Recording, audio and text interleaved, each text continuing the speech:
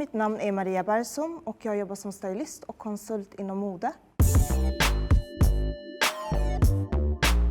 Vi är här idag för Snabba Cash och huvudrollsinnehavarna Evin Ahmad, Alexander Abdallah och kostymdesignern Silla Rörby. Och vi ska prata om mode. Silla, hur var det att jobba med de två olika världarna, alltså världarna runt Stureplan och förortsområdena? Jag tycker alltid att det är väldigt spännande att berätta framförallt om Stockholm idag och kontrastvärldarna. Och faktiskt också vissa likheter som gör att det blir komiskt. Det finns vissa märken som används frekvent på båda ställena fast på olika sätt. Hur såg självaste processen ut och research kring att hitta de här olika världarna? Dels så var det ju Lejas värld som var en startup-värld. Den var ganska ny för mig faktiskt. Så att där såg jag till att researcha ganska hårt. Jag var på en massa sådana här startup-möten också. För att titta på folk, egentligen smygtitta. Jag har ingen aning om hur mycket jag smygtittar på folk hela tiden. Och det gäller faktiskt samma med Salims värld, om vi nu kallar det så här. Ortenvärlden. Att gå ut och smygtitta på folk. Att man sätter sig någonstans, förskansar sig på ett café, sitter och tittar på folk. Och det kan man göra i båda världarna. Sitta och titta. Och sitter man där i 2-3 timmar, då hinner allt passera utanför. Men vadå, satt du bara på ett café? Alltså, Ja, men för det första så, min process den är ju ganska lång. Och först så läser jag ju såklart manus. Nu hade vi inte riktigt hela manuset, men det handlade ju om att man måste lära sig världen. Och väldigt bra är dels sitta på sociala medier såklart. Och sitta och titta, att det var väldigt mycket ute på Instagram. Och så googlar man sig vidare, olika kommentarer. Ja, men den där verkar kul, gå vidare. Och till slut så har man en hel värld av dessa knasiga bilder som man liksom sitter och screenshotar. På samma sätt så vet jag nu så var det, under tiden vi gjorde Snabba Cash så var det några märken som faktiskt också används av båda lägren. Som frekvent så används ju dunvästar i orten-gänget och det är kul att använda det. Men det förekommer ju även på den andra sidan. Och jag har faktiskt på våran karaktär som heter Thomas i serien, så använder jag det lite grann, för han kommer ju från startup-världen. Så han har en dunväst, men den ser lite annorlunda ut än det som ortengängen har, medvetet, för att den är sportigare. Den är mer funktionell då? Ja, lite. Den är ju snygg på honom liksom, men den har lite andra detaljer. Men det är ett märke som används av båda lägren. Liksom. Sånt där tycker jag är kul. Men jag tror också att det handlar typ om, alltså om du går ut i orten så finns det en viss så här, jag är från orten, jag tillhör orten, jag är det här. Alltså, och då vill man verkligen också sända ut det i klädstil. Och jag tror att det är samma sak i startup-världen, att så här, jag är i den här världen och då vill man också visa det. Såklart är det oerhört viktigt med märken. Det är verkligen, verkligen viktigt. Och i just den här serien så vet jag en av de absolut första frågorna när jag fick frågan om att göra det här jobbet var faktiskt... Vad är det för budget? Exakt. Ja, såklart. Relevant. Nej, men det är framförallt hur mycket märken får jag använda. För att i svensk filmproduktion så använder man ju aldrig loggor överhuvudtaget i stort sett. När det är kanaler som säger nej, det får inte vara några. Då får man hålla på att sy över ränder och olika saker och göra om. Fast i det här specifika fallet så tyckte jag att det är ingen idé att vi gör det här. Dessutom har jag ju en begränsad budget. Jag kan inte köpa vilka märken som helst, även om jag skulle vilja. Men i den här världen så fyller ju märkena eller loggorna en funktion, alltså som säger status.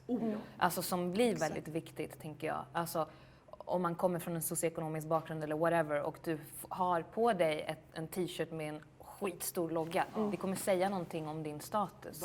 Medan tvärtom i techvärlden eller människor som har pengar försöker ju kanske, då är det lite nyrikt eller det är lite tacky att ha logga.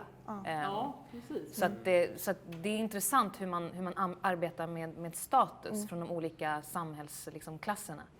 Kommer du ihåg den där dagen när vi var på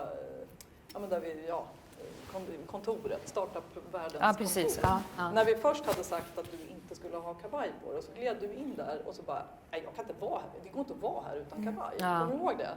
Ja, vi testfilmade, så det var ju väldigt tur att vi fick den dagen att vi fick testfilma innan vi började spela in. Och då var det som att ibland är det så här, som skådespelare så kan man känna okej, det här rummet kräver någonting av min kropp.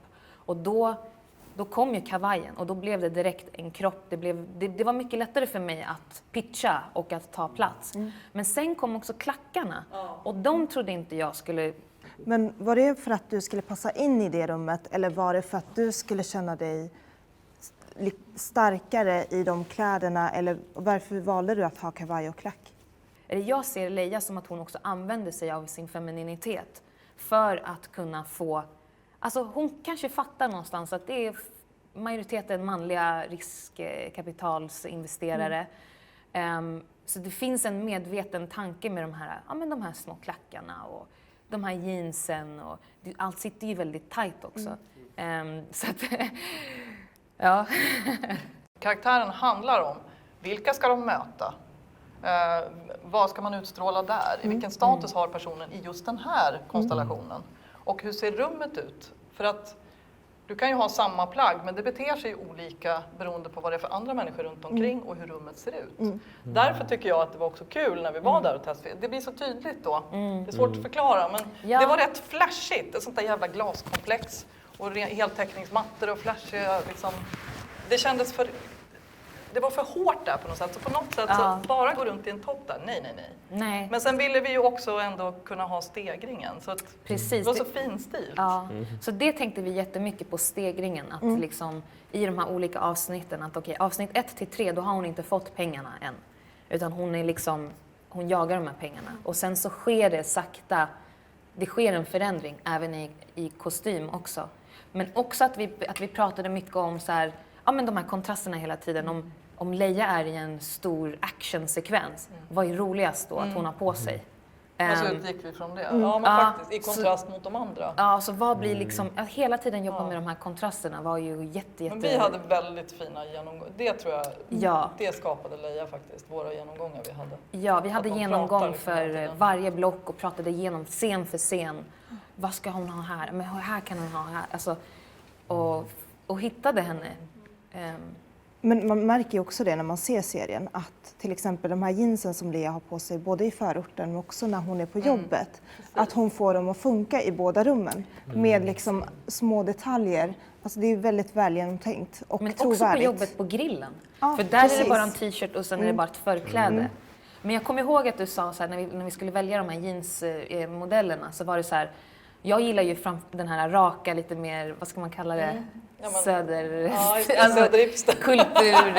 Kulturbrudstjejen. Men där var det så här, okej, men vi måste tänka, vad har Leia för typ av linjer i hennes jeans? Och där hittade vi köpte ju liksom, alltså hur många jeans hade Leia? Jo, 2 i varje liksom färg typ. Berätta hur ni jobbade med skyddsvästen. Ja, men jag kan ta den. Men det var, där jobbade vi också så här successivt. Ju mer hetsigt det blev, ju mer aktuellt blev det att Salim skulle ha skyddsväst. Det finns en scen som är så jävla fin i 6:an när Leia och Salim är i hans, vad säger man?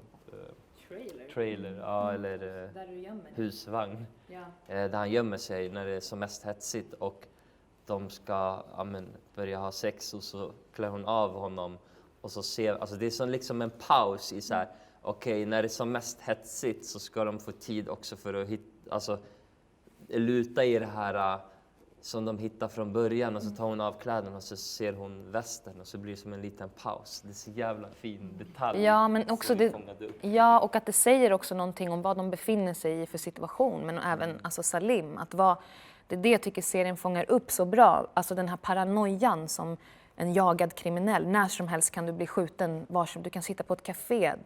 Dina motståndare kan... Alltså, det finns hela tiden den här risken. Och det märkte jag att så här, för när vi jobbade med den scenen, för vi skulle bara jobba med den tekniskt. Och så bara, just det, men Salim har ju skyddsvästen. Och det är ju också någonting vi måste ta in. Och jag tror att där för Leia är det så här, herregud. Hon ser vem den här killen är. Alltså det är Salim, så han har en skyddsväst på sig. Det betyder, alltså det var väldigt intressant. Jag minns att vi spelade in en scen i Kista och så var det lite fritt och så skojade jag med Jesper så här, men jag kan hoppa in på tuben och åka till nästa station så får ni med att jag hoppar in på tåget. Och så gjorde jag det åker jag en station och så inser jag att ingen är med mig. Ingen fattar att jag filmar. Man ser att jag har skyddsväst och jag hamnar i stationen efter, vad är det, Hallonberg eller något sånt. Och så tar det typ 20 minuter till nästa tåg för att det är lite försening. Står jag där och bara känner en sån obehag. Går in på tåget, ser en kille som ser att jag har skyddsväst, byter plats och håller koll på mig. Och jag bara, alltså jag kommer typ bli skjuten. För att du vet, man vet inte vilka som har problem. Och det här var alltså skitläskigt för att det sticker verkligen ut. Berätta om era personliga stil, Evin. Ja, hur ska jag berätta om min personliga stil? Jag är ju stjärntecken tvilling. Det betyder att man har många olika personligheter och stilar. Men jag tror att alltså, om jag fick så hade jag klätt mig som en 70-talsbrud varje dag. Men det kan jag inte riktigt göra. Det blir för mycket teater. Men annars skulle jag nog säga väldigt simpelt, enkelt. Alltså det här tycker jag är väldigt snyggt. Enkelt men ändå med fina detaljer. Till exempel lite fransar här och liksom en fin söm. Så enkelt men med lite speciella detaljer. Alexander, beskriv din personliga stil. Den är väldigt konceptuell, säger man så? Ja, kanske man säger så. Sen så jag inspireras av danska influencers, ganska mycket kvinnliga danska influencers brukar jag översätta. Och sen min pappa från Beirut, Libanon, 70-tal. Sett jättemycket bilder med mustasch och så här, spetsskjorta så att jag inspireras väldigt mycket av honom. Och sen så bara testar jag och tycker feminitet är väldigt kul också. Tack för att ni tittade och tack för det här fina samtalet. Tack för det här fina samtalet och hörni, glöm inte och subscriba tänkte jag säga. Glöm inte att titta på Snabba Cash Netflix.